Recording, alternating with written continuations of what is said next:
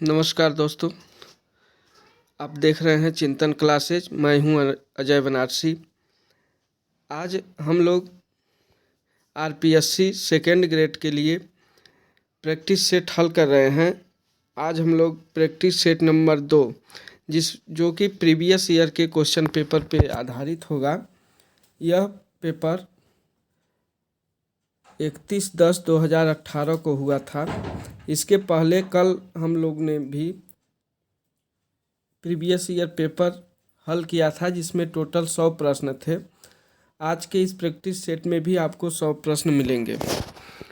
तो पेपर शुरू करने से पहले आप लोगों से एक रिक्वेस्ट है कि आप लोग चिंतन क्लासेज को ज़्यादा से ज़्यादा सब्सक्राइब करें, ताकि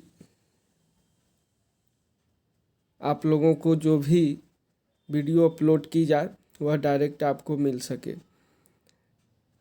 देखिए, मेरा मेन उद्देश्य क्या है कि ज़्यादा लोगों का सिलेक्शन कराना, और यह प्रीवियस ईयर पेपर जो है बहुत ही महत्वपूर्ण है। यहाँ से आपको मान चलिए कि 5-7 प्रश्न सेम प्रश्न आपको मिलेंगे। तो ये प्रीवियस ईयर का पेपर बहुत ही ज़रूरी है करना। तो हम ज़्यादा भाषण न देते हुए मैं प्रश्न को शुरू करता हूँ, क्योंकि आप लोग देखते होंगे कि अदर चैनलों पे लोग लगते हैं उसी पे अपना प्रचार करने, घर का हाल चाल करने, तमाम प्रकार की बातें करने लगते हैं और समय फालतू का बिताते हैं। लोग आते हैं पढ़ाने के लिए, लेकिन कहीं की बात कहीं लेकर चले जाते हैं। और मेरा यह ध्येय या उद्देश्य नहीं है। मेरा बस एक ही उद्देश्य है कि ज़्यादा से ज़्यादा प्रश्नों को हल किया जाए। तो ज़्यादा हम लोग बात न करते हुए आइए डायरेक्ट हम लोग प्रश्न की ओर बढ़ते हैं। प्रीवियस ईयर का क्वेश्चन पेपर है, मैं पहले ही बताया हूँ। प्रश्न संख्या 1 है, मेमंद आभूषण पहना जाता है। तो इसमें 4 विकल्प हैं। इसमें जो सही विकल्प है मैं वही विकल्प आप लोगों को बताऊंगा। और यह जो उत्तर है यह आरपीएससी के द्वारा जो ऑफिशियल आंसर की दी गई थी उसी के अनुसार यह उत्तर होगा। तो प्रश्न संख्या 1, मेमंद आभूषण पहना जाता है।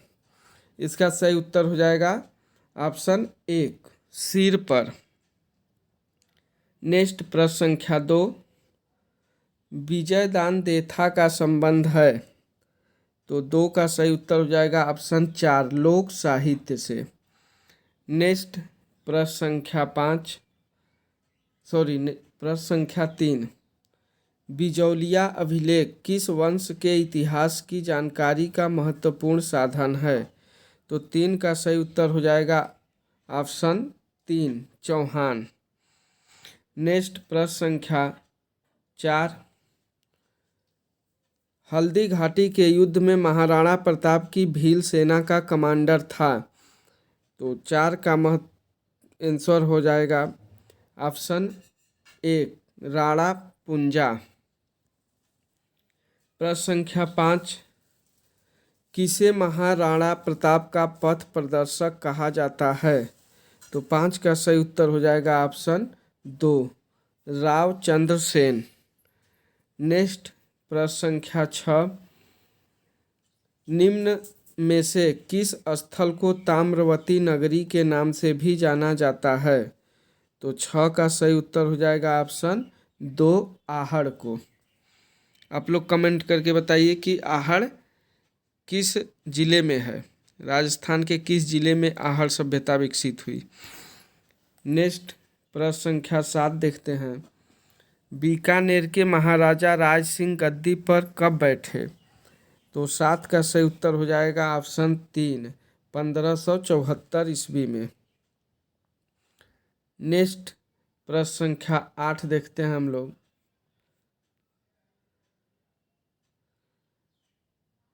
राजस्थान का क्षेत्रफल भारत के कुल क्षेत्रफल का कितना प्रतिशत है।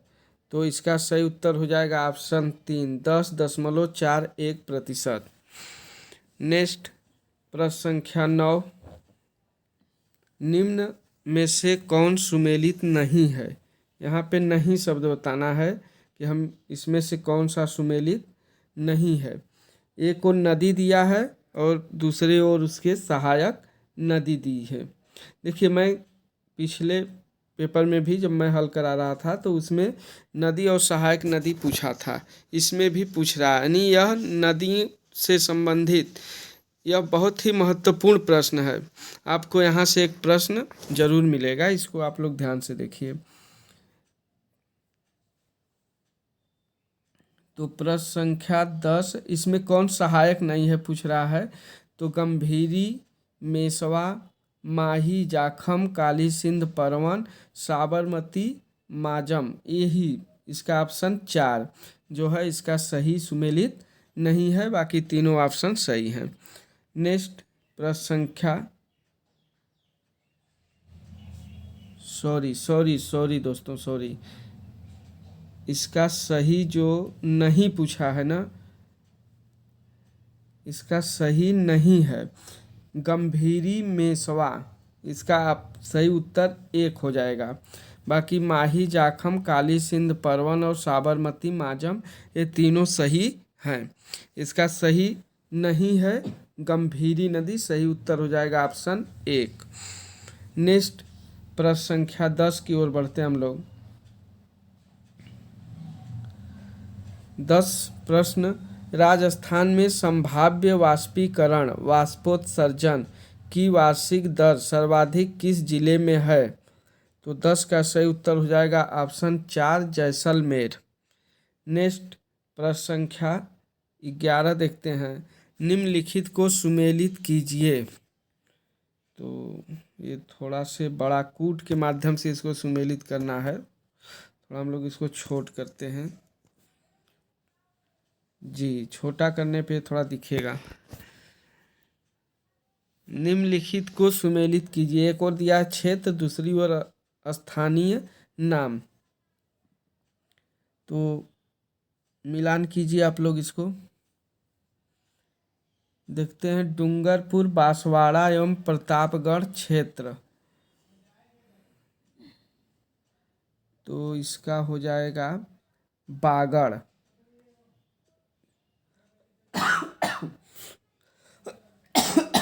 सॉरी,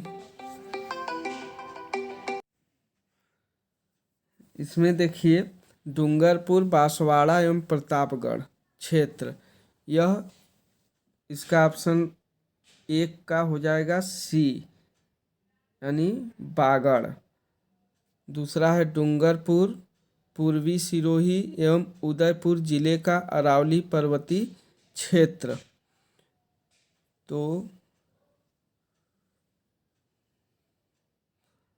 दूसरे का हो जाएगा भोमट, दूसरे का ऑप्शन ए भोमट। नेक्स्ट है आबू पर्वत खंड, तीसरे का हो जाएगा अर्बूद, ऑप्शन डी। चौथे नंबर का है कोटा, बूंदी एवं बारा क्षेत्र, तो इसका हो जाएगा ऑप्शन बी वाला सही हो जाएगा। तो इस प्रकार हमारा सही उत्तर हो जाएगा 2 नंबर का, इस प्रश्न का सही उत्तर होगा 2 नंबर। नेक्स्ट हम लोग चलते हैं प्रश्न संख्या 12 की ओर। प्रश्न संख्या 12 है, जनगणना 2001 एवं 2011 के मध्य राजस्थान के किन जिलों में लिंगानुपात में कमी आई है। तो 12 का सही उत्तर हो जाएगा ऑप्शन ए राजसमंद एवं चूरू में। नेक्स्ट प्रश्न संख्या 13 देखते हैं, एक कथन एवं कारण दे दिया है इसमें। कथन है, राजस्थान में जनसंख्या का वितरण असमान है। कारण दे रहा है कि राज्य में जलवायु तथा उच्चावचीय कारकों में विविधता पाई जाती है। तो इसका हो जाएगा यस तथा आर दोनों सही, यानी कथन और कारण दोनों सही है, ऑप्शन ए सही हो जाएगा इसका 1 नंबर। प्रश्न संख्या 14 देखते हैं हम लोग, सुमेलित कीजिए। इसमें कूट दिया है, कूट के माध्यम से हमें सुमेलित करना है। एक तरफ दिया है जिला और दूसरे तरफ पर्यटन स्थल। तो इसको मिलाते हैं। अलवर, अलवर का संबंध है पांडुपोल, अलवर 1 का डी। अजमेर, अजमेर सोनी जी की नसियाँ 2 का सी। तीसरा है बीकानेर, बीकानेर कोलायत बी नंबर। और भरतपुर, इसका 1 हो जाएगा डीग। तो सही उत्तर हो जाएगा विकल्प 3। नेक्स्ट प्रश्न संख्या 15। राजस्थान में सीमेंट उद्योग के स्थानीयकरण का प्रमुख कारण कौन सा है? तो 15 नंबर का सही उत्तर हो जाएगा ऑप्शन 2, कच्चे माल की उपलब्धता। नेक्स्ट प्रश्न संख्या 16। राजस्थान के कौन से जिले आर्द्र दक्षिणी पूर्वी मैदान कृषि जलवायु क्षेत्र के अंतर्गत आते हैं? तो 16 का सही उत्तर हो जाएगा ऑप्शन 4, कोटा, बूंदी, बारा, झालावाड़ तथा सवाई माधोपुर। 4 ऑप्शन सही हो जाएगा। नेक्स्ट प्रश्न संख्या 17 देखते हैं। मेवात क्षेत्र विकास कार्यक्रम कितने जिलों में विस्तृत है? तो 17 का सही उत्तर हो जाएगा ऑप्शन 3, 2 जिलों में। नेक्स्ट प्रश्न संख्या 18। कौन सी हवा डॉक्टर हवा के नाम से जानी जाती है? बहुत महत्वपूर्ण प्रश्न है यह।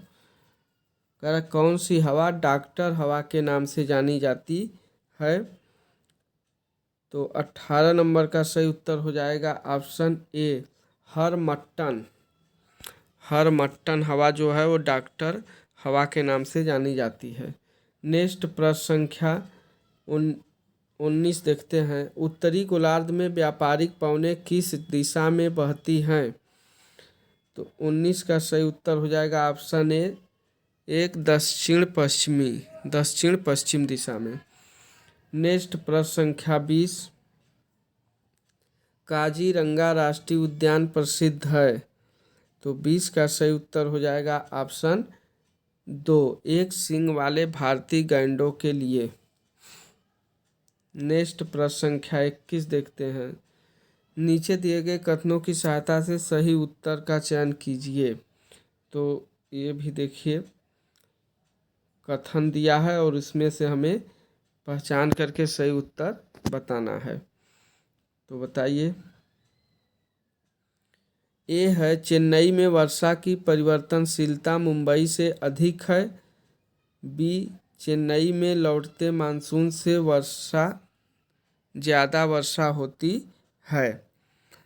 तो इसका सही उत्तर हो जाएगा ए तथा बी दोनों सही है। ऑप्शन 3 वाला ऑप्शन सही हो जाएगा इसका। नेक्स्ट 22 नंबर का जो प्रश्न है इसको आरपीएससी ने डिलीट कर दिया था, इसलिए इसका कोई मतलब नहीं, हम लोग इसको छोड़ते हैं। प्रश्न संख्या आगे देखते हैं 23। प्रश्न संख्या 23। भारत में कौन सा जनगणना वर्ष जनसांख्यिकी विभाजन का वर्ष कहा जाता है? तो 23 का सही उत्तर हो जाएगा ऑप्शन 4, 1921। नेक्स्ट प्रश्न संख्या 24। इसको भी आरपीएससी ने डिलीट किया था, इसलिए ये भी छोड़ते हैं। प्रश्न संख्या 25 को देखते हैं हम लोग। 25 कह रहा है कि भारत की सबसे लंबी सीमा किस देश के साथ लगती है? तो 25 का सही उत्तर हो जाएगा ऑप्शन 3, बांग्लादेश। नेक्स्ट प्रश्न संख्या 26। ग्रेट बैरियर रीफ कहाँ स्थित है? तो 26 का सही उत्तर हो जाएगा ऑप्शन 2, ऑस्ट्रेलिया के पूर्वी तट के सहारे। नेक्स्ट प्रश्न संख्या 27। निम्नलिखित कथनों पर विचार कीजिए। 27 का। विचार करिए आप लोग। कह रहा है प्रश्न, भारत में मृदा अपरदन की समस्या जुड़ी हुई है, तो यह किससे जुड़ी हुई है? 27 का, अत्यधिक वर्षा, वनों की कटाई, अत्यधिक खेती, अतिचरण। इन कथनों में से बताइए इसमें से कौन सा सही होगा। तो ये देखिए इसका सॉरी, तबीयत थोड़ी नाजुक है, सॉरी। भारत में मृदा अपरदन की समस्या जुड़ी हुई है। अत्यधिक वर्षा, वनों की कटाई, अत्यधिक खेती, अतिचारण। इन कथनों में से यानी इसका सही उत्तर हो जाएगा ऑप्शन 2, ए, बी, सी और डी सभी सही होंगे इसके। नेक्स्ट प्रश्न संख्या 28 की तरफ बढ़ते हैं हम लोग। प्रश्न संख्या 28 बहुत लंबा प्रश्न है भाई, फिर भी देखते हैं इसको हम लोग छोटा करते हैं।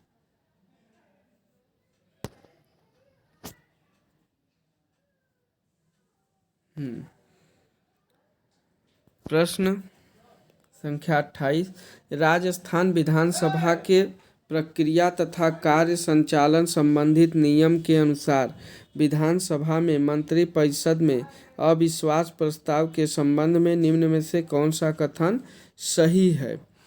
तो 28 का सही उत्तर हो जाएगा ऑप्शन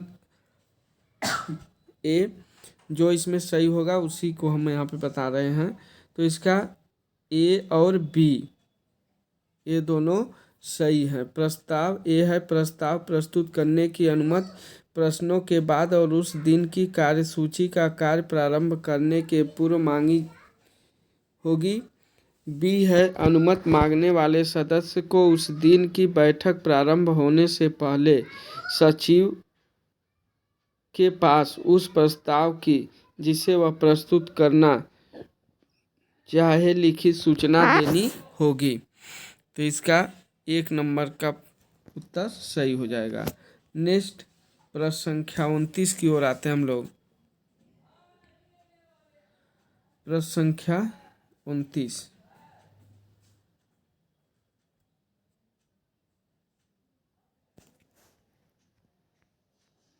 एक मिनट।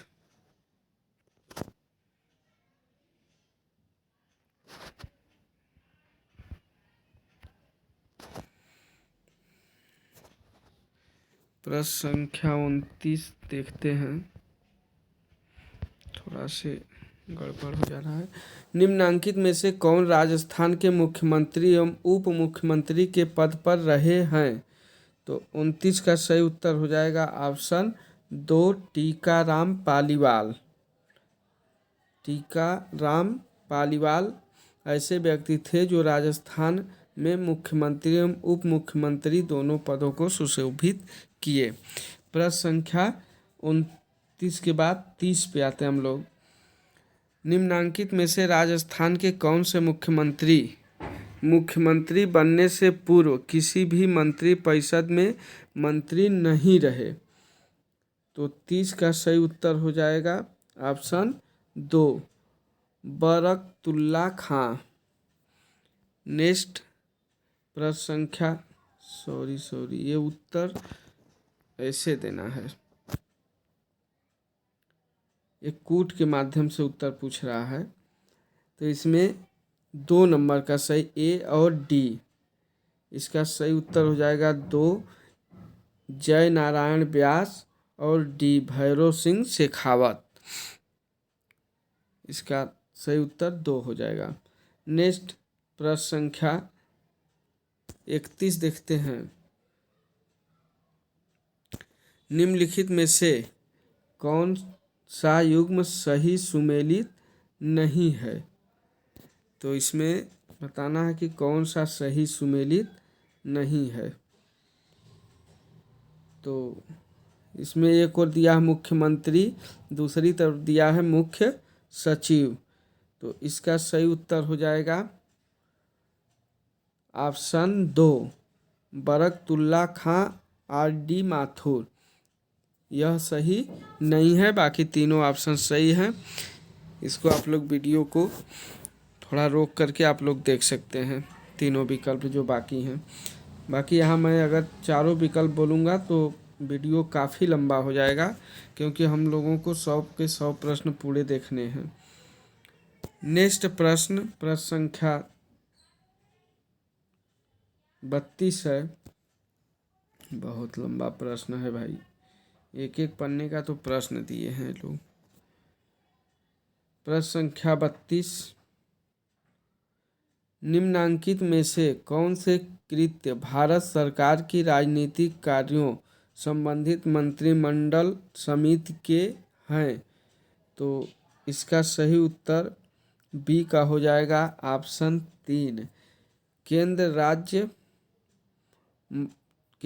संबंधों से संबंधित समस्याओं का विचार करना, ये सही है।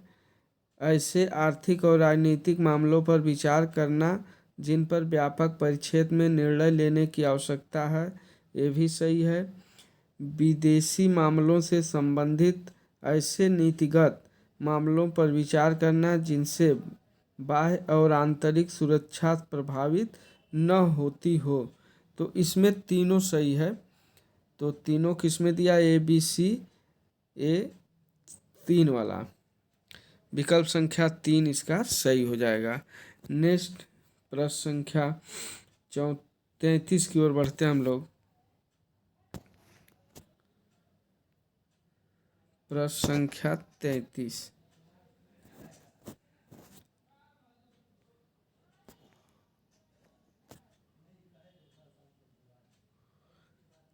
नंबर का प्रश्न, पश्चिमी क्षेत्र सांस्कृतिक केंद्र उदयपुर के सभापति कौन हैं? तो 33 नंबर का सही उत्तर हो जाएगा ऑप्शन 1, राजस्थान के राज्यपाल। नेक्स्ट प्रश्न संख्या 34, निम्न में से कौन सा युग्म सही सुमेलित नहीं है? देखिए यहाँ पे 34 नंबर का फिन कौन सुमेलित नहीं है? वह राज्य जहां उन्होंने अपने मुख्यमंत्री के कार्यकाल के पश्चात राज्यपाल के पद पर कार्य किया। एक और दिया है राजस्थान के मुख्यमंत्री। तो इसको देखते हैं हम लोग।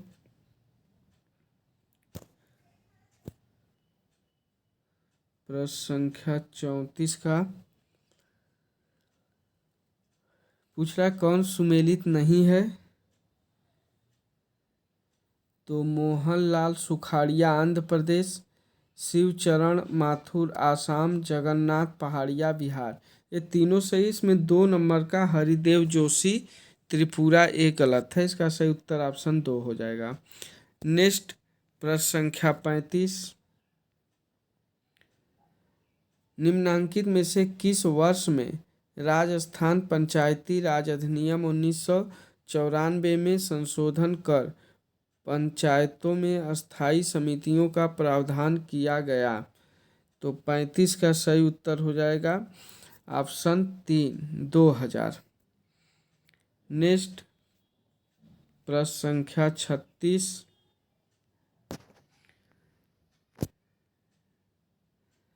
भारत शासन अधिनियम 1919 के तहत गठित राज्य परिषद काउंसिल ऑफ स्टेट्स के पहले अध्यक्ष कौन हैं?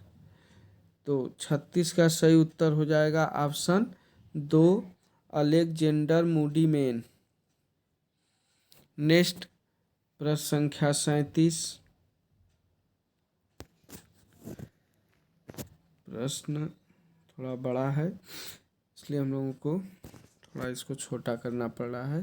प्रश्न संख्या 37 है, निम्नांकित में से किसने यह मत प्रदान किया है कि 21वीं शताब्दी में विश्व व्यवस्था में तनाव व संघर्ष में वृद्धि होगी, किंतु इस संघर्ष का स्वरूप विचारधारात्मक, राजनीतिक अथवा आर्थिक न होकर सांस्कृतिक होगा?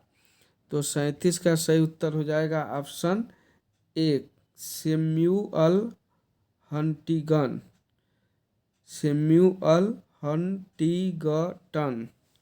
हंटिंगटन 37 का सही उत्तर हो जाएगा ऑप्शन 1। नेक्स्ट प्रश्न संख्या 38 देखते हैं।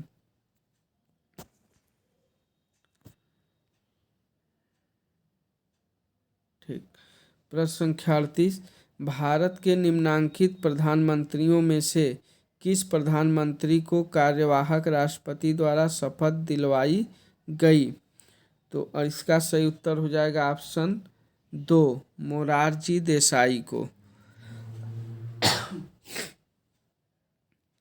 नेक्स्ट प्रश्न संख्या 39, ग्रीन पीस संगठन की स्थापना किस वर्ष हुई? तो 39 का सही उत्तर हो जाएगा ऑप्शन 1, 1971 में। 40 नंबर का प्रश्न, इसको आरपीएससी ने डिलीट कर दिया था, इसलिए हम लोग भी इसको छोड़ते हैं। प्रश्न संख्या 41 देखते हैं। कहाँ चले गए भाई?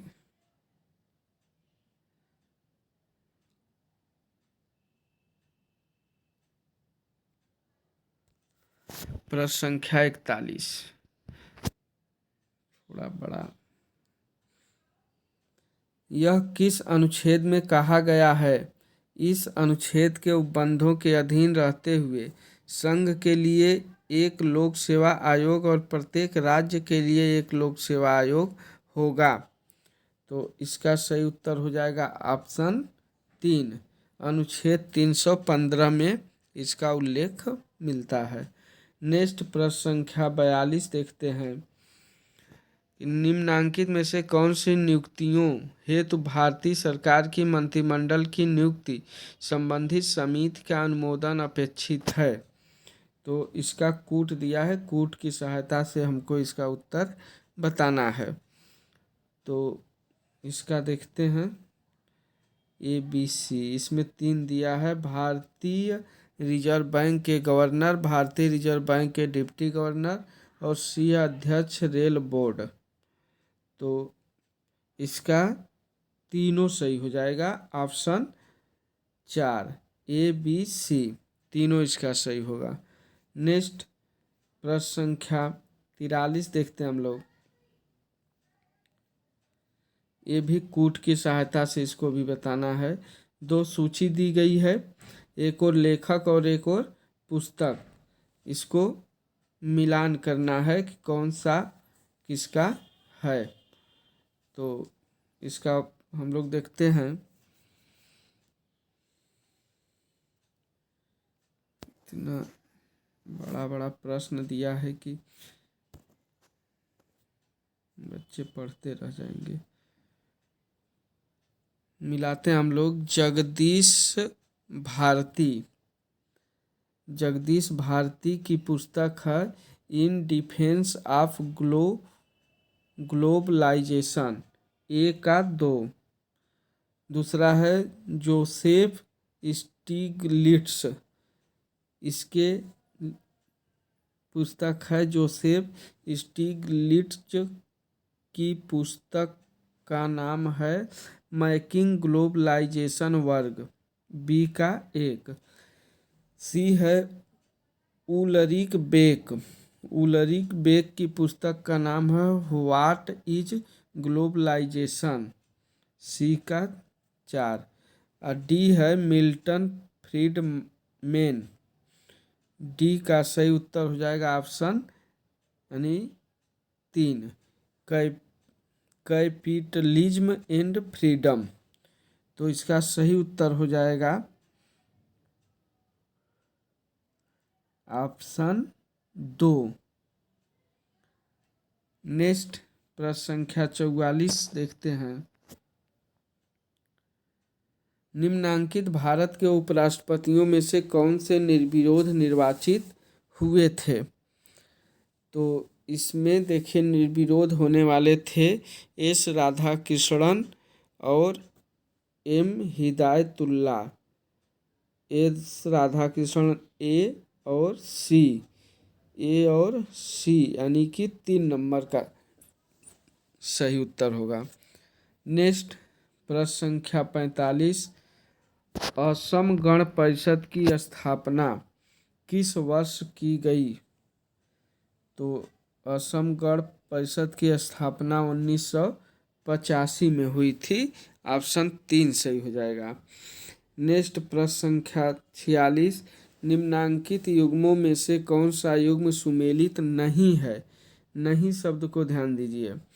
एक तरफ दिया है भारतीय संविधान का अनुच्छेद और दूसरी तरफ दिया है शब्दावली।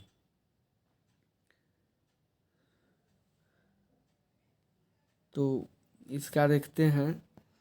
255 एक ग राष्ट्रपति की संस्तुति सही है। 18(3) राष्ट्रपति की सहमत, ये भी सही है। 113(3) राष्ट्रपति की सिफारिश, ये भी सही है। 4 है 304 ख राष्ट्रपति की स्वीकृत, ये गलत है। इस प्रकार से सही उत्तर हो जाएगा ऑप्शन 4। नेक्स्ट प्रश्न संख्या 47। प्रश्न संख्या 47 है, अंतर्राज्यिक नदियों या नदी दोनों के जल संबंधित विवादों के न्याय निर्णयन संबंधित प्रावधान संविधान के किस अनुच्छेद में है? तो 47 नंबर का सही उत्तर हो जाएगा ऑप्शन 262। प्रश्न संख्या 48, कगारवाद का सिद्धांत किसने दिया था? तो सही उत्तर हो गया जॉन फॉस्टर डलेस। 48 का ऑप्शन ए सही हो जाएगा। नेक्स्ट प्रश्न संख्या 49, क्योटो प्रोटोकॉल का संबंध निम्नांकित में से किससे है? तो 49 का सही उत्तर हो जाएगा ऑप्शन 3, भूमंडलीय ऊष्मीकरण को कम करने हेतु। नेक्स्ट प्रश्न संख्या 50, 2003 में किस देश में रोज रिवॉल्यूशन गुलाबी क्रांति हुई? तो 50 का सही उत्तर हो जाएगा ऑप्शन 3, जॉर्जिया। नेक्स्ट प्रश्न संख्या 51 देखते हैं। कुल 100 प्रश्न हैं, जिसमें से हम लोग आधे पे पहुंच चुके हैं। प्रश्न संख्या 51, शांति के लिए एकता प्रस्ताव को अन्य किस नाम से जाना जाता है? तो 51 का सही उत्तर हो जाएगा ऑप्शन 4। थोड़ा से हाँ, एचेसन प्लान के नाम से जाना जाता है। ऑप्शन 4 सही होगा। नेक्स्ट प्रश्न संख्या 52, ये भी बड़ा क्वेश्चन है, छोटा करते हैं। निम्नांकित में से कौन सा युग्म सही सुमेलित नहीं है? नहीं शब्द को ध्यान दीजिए। फिर यहाँ पूछा, एक और दिया है आधिकारिक यात्रा और दूसरी तरफ वर्ष। तो इसका सही उत्तर हो जाएगा भारतीय विदेश मंत्री अटल बिहारी वाजपेयी की चीन यात्रा 1979 सही है। भारतीय प्रधानमंत्री राजीव गांधी की चीन यात्रा 1988, ये भी सही है। और चीन के राष्ट्रपति जियांग जेमिन की भारत यात्रा 1996 सही है। चीन के प्रधानमंत्री शी पेंग की भारत यात्रा 1992, ये गलत है। ऑप्शन 3 इसका सही हो जाएगा। 52 का सही उत्तर होगा ऑप्शन 3। नेक्स्ट प्रश्न संख्या 53 देखते हैं।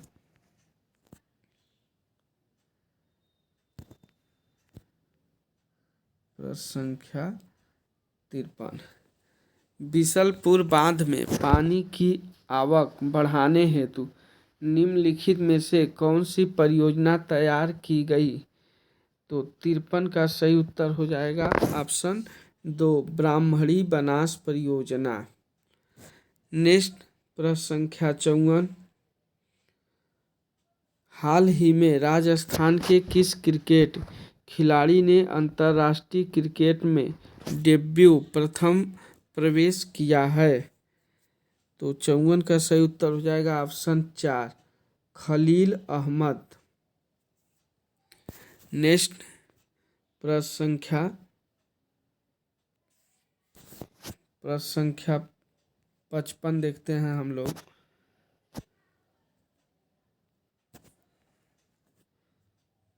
इसको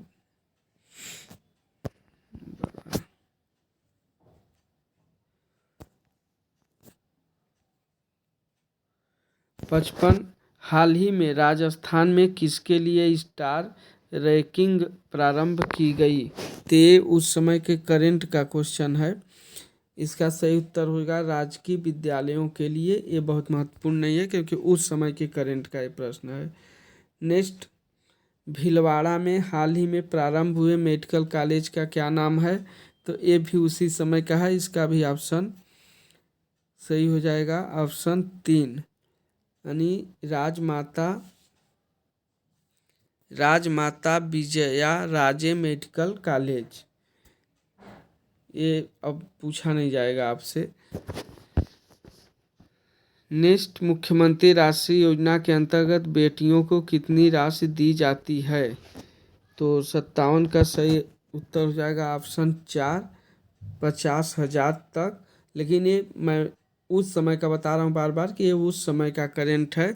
यह आपको इस समय नहीं पूछा जाएगा। आपको मैं बताया था कि आप पिछले नवंबर 2021 से 2022 नवंबर तक के करंट अफेयर आप देख लीजिए, उसमें से आपको सारे प्रश्न करंट के मिल जाएंगे। नेक्स्ट, प्रश्न संख्या 58 पे चलते हैं। राजस्थान सरकार ने प्रतियोगी परीक्षाओं की तैयारी हेतु निम्न में से कौन सी निःशुल्क मोबाइल ऐप शुरू की है? तो 58 का सही उत्तर हो जाएगा ऑप्शन 1, दिशारी। नेक्स्ट, प्रश्न संख्या 59, राजस्थान में महिला राज्य कर्मचारियों को अपने पूरे सेवाकाल में कितने वर्ष का शिशु देखभाल अवकाश दिया जाता है? तो इसका सही उत्तर हो जाएगा ऑप्शन 2, 2 वर्ष। नेक्स्ट, प्रश्न संख्या 60, निम्नांकित में से राजस्थान का कौन सा जिला नीति आयोग द्वारा महत्वाकांक्षी जिलों की पहली डेल्टा रैंकिंग 2018 में सम्मिलित नहीं है?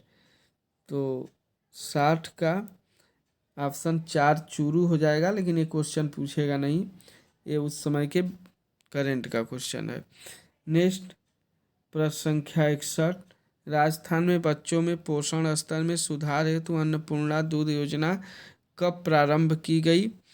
तो 61 का सही उत्तर हो जाएगा ऑप्शन ए, 2 जुलाई 2018 को। ये भी करंट से ही है।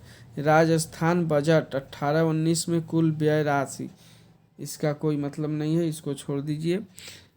आप 2022 वाला देख लीजिएगा, ये उस समय का है।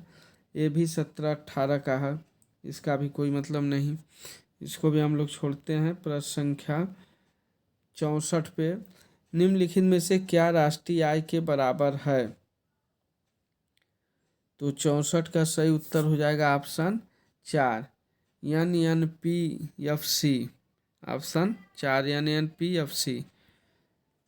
नेक्स्ट, प्रश्न संख्या 65, केंद्रीय सांख्यिकी कार्यालय CSO के अनुसार वर्तमान में IIP गणना का आधार वर्ष क्या है? तो 65 का भी 4 हो जाएगा, 2011-12। ये भी वर्तमान यानी उसी से जोड़ा गया है करंट से। निम्नांकित कथनों को पढ़ें, इनमें से कौन से कथन सही हैं, इसको आपको बताना है। इसको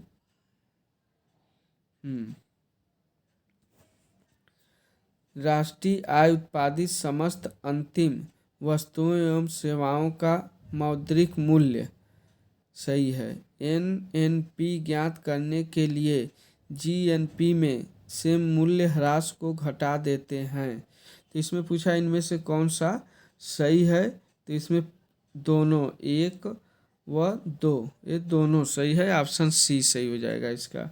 नेक्स्ट, प्रश्न संख्या 67 देखते हैं।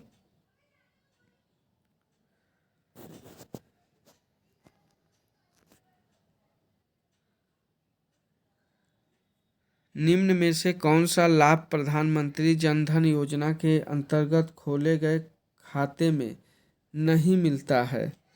तो इसका सही उत्तर हो जाएगा ऑप्शन 2, 10 लाख रुपए का दुर्घटना बीमा कवच। नेक्स्ट प्रश्न संख्या 68, शिक्षा मनोविज्ञान संबंधित है। देखिए साइको के प्रश्न आ गए। शिक्षा मनोविज्ञान संबंधित है, तो यह किससे संबंधित है? दिए गए सभी विकल्प, यानी अधिगमकर्ता से, अधिगम प्रक्रिया से, अधिगम सं सं अधिगम स्थितियों से। ऑप्शन 4 सही हो जाएगा। नेक्स्ट प्रश्न संख्या 69, निम्न में से कौन सा कथन गलत है? गलत शब्द को आपको पकड़ना है कि इनमें से कौन सा गलत है। तो अधिगम हमेशा प्रेक्षणीय अवलोकनीय होता है, एक गलत है। कोई ज़रूरी नहीं कि वह हमेशा अवलोकन योग्य ही हो। नेक्स्ट, एक अध्यापक ने विद्यार्थियों का TAT परीक्षण किया ताकि उनमें निम्न की पहचान की जा सके।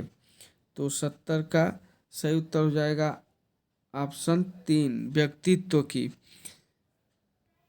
नेक्स्ट प्रश्न संख्या 71, जिन प्रतिक्रियाओं को सीखने के उपरांत संतुष्टि प्राप्त होती है उन्हें सीख लिया जाता है कहलाता है।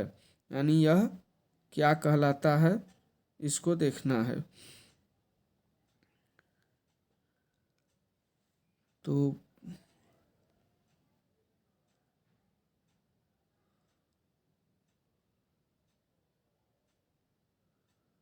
एक मिनट दोस्तों, प्रश्न संख्या 71 का 2 हो जाएगा, प्रभाव का नियम। जिन प्रतिक्रियाओं को सीखने के उपरांत संतुष्टि प्राप्त होती है उन्हें सीख लिया जाता है, यह प्रभाव का नियम है। प्रश्न संख्या 72, बेसल आयु किसके मापन से संबंधित है? तो इसका सही उत्तर हो जाएगा ऑप्शन 3, बुद्धि से। नेक्स्ट प्रश्न संख्या 73, बुद्धि लब्धि यानी IQ के परिकलन का सूत्र है। तो इसका सूत्र पूछ दिया है, इसका सही उत्तर हो जाएगा ऑप्शन 2, AMA/CA × 100। सही उत्तर 2 हो जाएगा। नेक्स्ट प्रश्न संख्या 74, रोसा इंक प्लाट परीक्षण में शामिल है।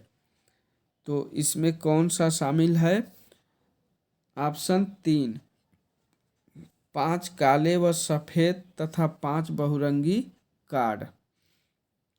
यह रोसा इंक परीक्षण एक प्रकार का ये परीक्षण कार्ड के द्वारा होता है। इसमें कई रंग के कार्ड होते हैं, कई रंग के कार्ड, इसमें वही 5 काले व सफ़ेद तथा 5 बहुरंगी कार्ड होते हैं। इसी के माध्यम से परीक्षण किया जाता है।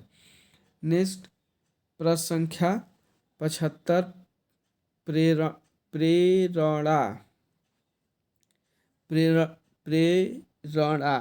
प्रबलन ह्रास सिद्धांत के प्रदाता हैं। तो 75 का सही उत्तर हो जाएगा ऑप्शन 3, मैस्लो ने। नेक्स्ट प्रश्न संख्या 76, 25 वर्षीय लड़का जिसकी मानसिक आयु 16 है का IQ क्या होगा? तो 76 का सही उत्तर हो जाएगा ऑप्शन A, 64।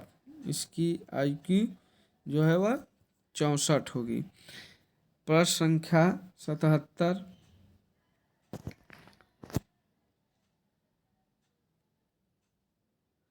मनोविज्ञान व्यवहार का विज्ञान है और इसका घनिष्ठ संबंध शिक्षा से इसलिए है क्योंकि शिक्षा बालक के डाट में परिवर्तन लाना चाहती है।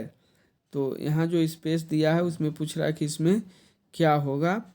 तो इसमें शिक्षा बालक के व्यवहार में परिवर्तन लाना चाहती है, यहाँ व्यवहार हो जाएगा ऑप्शन 4। नेक्स्ट प्रश्न संख्या 78 देखते हैं। अभिरुचि, अभिवृत्ति, उपलब्धि तथा लिंग कौन सी विभिन्नताओं के क्षेत्र हैं।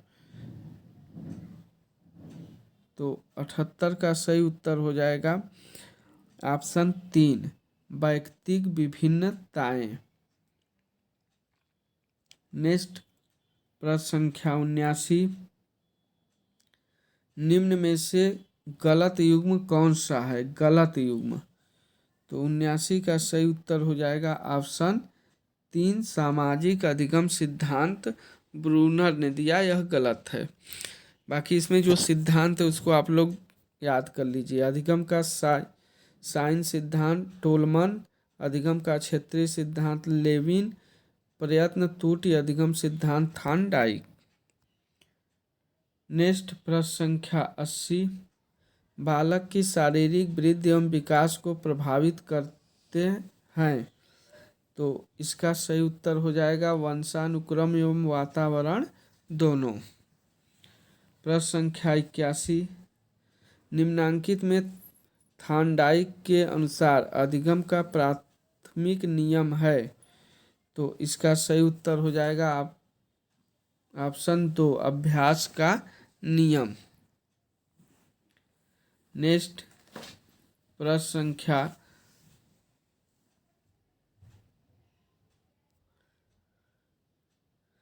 संख्या 82, समायोजन के संदर्भ में निम्न में से कौन सा गलत है। तो 82 का सही उत्तर हो जाएगा ऑप्शन 3, यह निरंतर चलने वाली प्रक्रिया है। सही उत्तर 3 हो जाएगा। नेक्स्ट प्रश्न संख्या देखते हैं हम लोग 83, सृजनात्मकता की विशेषता होती है। तो इसका सही उत्तर हो जाएगा मौलिकता, प्रवाहशीलता, लचीलापन, सभी। इसका डी यानी 4 ऑप्शन हो जाएगा उपयुक्त, सभी सृजनात्मकता की विशेषता होती है। नेक्स्ट प्रश्न संख्या 84, एक शिक्षक के लिए शिक्षा मनोविज्ञान की उपादेयता। अब इसमें आपको बताना है कि उसकी उपादेयता क्या है। तो इसमें ए तथा बी दोनों सही है। ए स्वयं के ज्ञान एवं तैयारी के बारे में जानकारी के लिए, राइट, बालकों की आवश्यकता की जानकारी के लिए ए तथा बी दोनों सही है। इसका विकल्प नंबर 3 सही हो जाएगा। नेक्स्ट प्रश्न संख्या 85,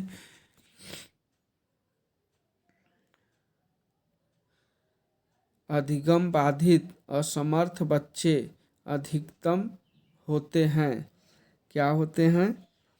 तो निम्न उपलब्धि वाले, ऑप्शन 4 सही हो जाएगा। नेक्स्ट प्रश्न संख्या 86, मनोविज्ञान ने शिक्षा को बना दिया है। तो 86 का सही उत्तर हो जाएगा ऑप्शन 3, बाल केंद्रित। नेक्स्ट प्रश्न संख्या 87, गिलफोर्ड द्वारा प्रतिपादित बौद्धिक संरचना के मॉडल में प्रारंभ में कितने तत्वों को सम्मिलित किया गया है। तो इसका सही उत्तर हो जाएगा ऑप्शन 2, 120। नेक्स्ट प्रश्न संख्या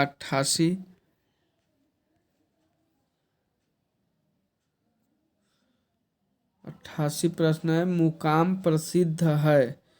तो मुकाम है बिश्नोइयों के लिए, ऑप्शन 2 इसका सही हो जाएगा। नेक्स्ट प्रश्न संख्या 79 देखते हैं, 89 देखते हैं, सॉरी 89 है। और 89 का प्रश्न थोड़ा से बड़ा है।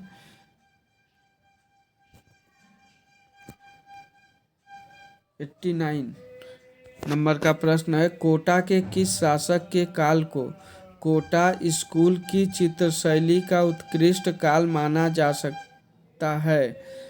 तो 89 का सही उत्तर हो जाएगा ऑप्शन 3, महाराव उम्मेद सिंह प्रथम। नेक्स्ट प्रश्न संख्या 90, श्रीमती प्रश्न संख्या 90, श्रीमती रमा देवी राजस्थान के किस किसान आंदोलन से संबंधित रही? तो 90 का सही उत्तर हो जाएगा ऑप्शन 2, बिजौलिया से। नेक्स्ट प्रश्न संख्या 90, ढोला मारू कहानी में ढोला की विवाह के समय उम्र थी? बहुत महत्वपूर्ण प्रश्न है यह, इसको आप लोग एकदम रट डालिएगा। तो इसका सही उत्तर हो जाएगा 3 वर्ष। नेक्स्ट प्रश्न संख्या 92, ऐतिहासिक स्थल मानगढ़ राजस्थान के किस जिले में है? तो 92 का सही उत्तर हो जाएगा ऑप्शन 2, बांसवाड़ा। नेक्स्ट प्रश्न संख्या 93, गवरी लोक नृत्य मूलतः संबंधित है? तो 93 का सही उत्तर हो जाएगा ऑप्शन 4, भीलों से। सॉरी दोस्तों, बाहर कुछ थोड़ा मार्केट में है इसलिए थोड़ा चहल पहल हल्ला टाइप का है, आप लोग उसको इग्नोर करिए।